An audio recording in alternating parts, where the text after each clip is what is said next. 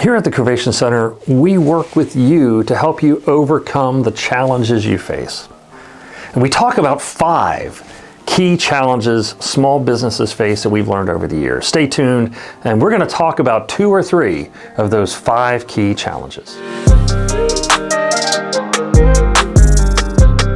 I'm Steve Brady, the Executive Director at the Covation Center, and we've worked with small businesses for 6, 7, 8 years now. We've had over 25 masterclass sessions where we run 10 or 15 businesses through a masterclass, and we talk with them intensely and intently about the challenges they face and the things that they are concerned about as they grow their business.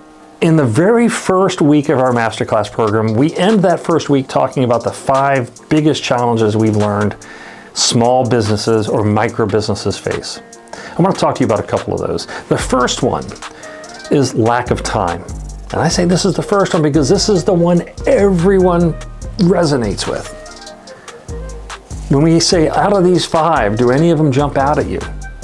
Man, that's the first one. They all say it. In our videos, we talk about things like saving money and getting money to do something with your business. The one thing you cannot store, you can store inventory. You can build up inventory for bigger sales at the end of the year. You can put money in the bank so you can buy more materials later or to pay off your utility bills. What you cannot do is bank time. You only have 24 hours in a day. And unless you're one of those crazy people that only needs 2 hours of sleep and wants to work the other 22, there's not much you can do about that. And so lack of time becomes a very pressing issue. And throughout our masterclass, we talk about this. What do you do when you're faced with that situation? One of the things we recommend is that you hire people that can do the things you don't do all that well. You can probably do everything. You can probably do your own social media campaign. You can probably do your own bookkeeping. You could probably, do your own hiring. But the reality is other people do it better unless that's what your business is all about, right? If you're a bookkeeper, then my golly, do your own bookkeeping, right? But if you're a maker, if you're a photographer, if you're a candle maker, if you run a restaurant, those are the things you care about. And so you don't have the time to do the other things. So we encourage you to either outsource it, hire a bookkeeper, hire an accountant, hire a social media team, and find the ones that best fit your model of who you are, or bring people in to do those. Hire them to work directly for you so you have a little more control over those processes, a little more control over those steps. But lack of time will get you every time. The second one I want to talk about is loss of passion. They're really kind of related. When you think about it, if you don't have enough time to do everything you need to do, and therefore it's sapping away the time that you want to have to do the thing you're passionate about. If you're a baker and you love making cakes and cookies, and you're having to do bookkeeping, and you're having to, draft your own social media posts to get the right words and those sorts of things, then it's taking the energy away from the thing you love. And so you lose the passion for the business.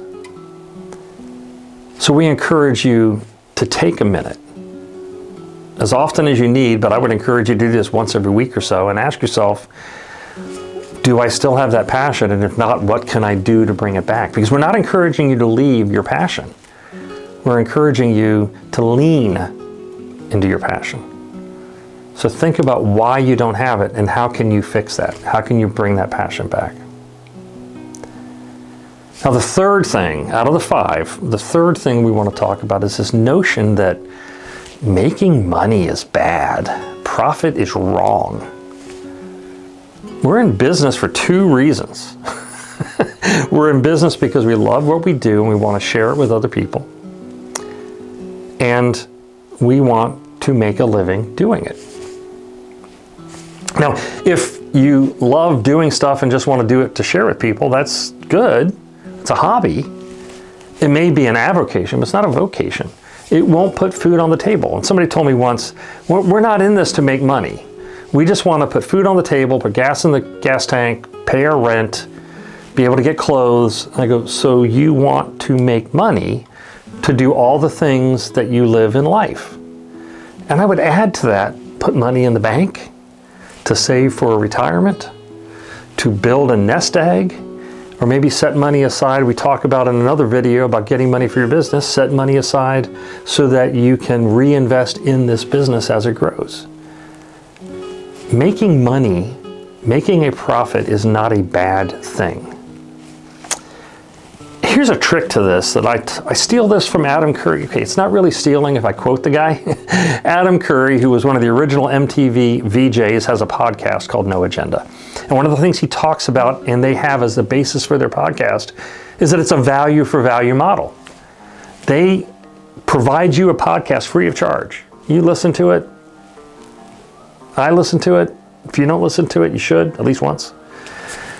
They provide this podcast. It is a free podcast. That's what podcasting should be. You just download and listen. And rather than run advertising and answering to an advertiser or some sort of manufacturer or news source, they just say, hey, give us the value that you get out of this. $5, $50, $100. A value for value model. We spend time in our masterclass talking to you as a business owner about your customers. And we ask you to think about what is it your customers value in what you do. And we will put a dollar figure on that. If you make a durable good, if you make aprons that will last a lifetime or become a family heirloom because your kids will remember working with you in the kitchen when they had a matching apron like that one and then they'll hand it down to their kids, that's value. And people will pay for value. So don't think that the value isn't worth something. That's how we measure value, is exchanges of currency, so that we value what you've done to the point where we want to help you do something valuable in your own life. And that means put gas in your car, that means put food on the table, clothe your kids, pay rent or pay for your mortgage.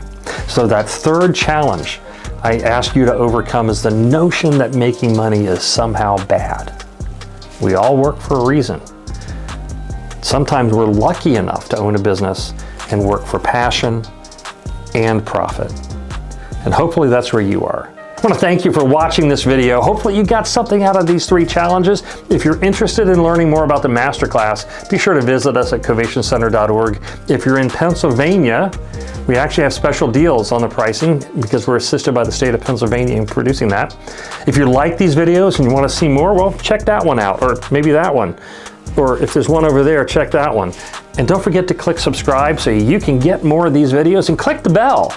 If you hit that bell up there, you're going to know the next time we post a video like this. I look forward to talking to you again real soon.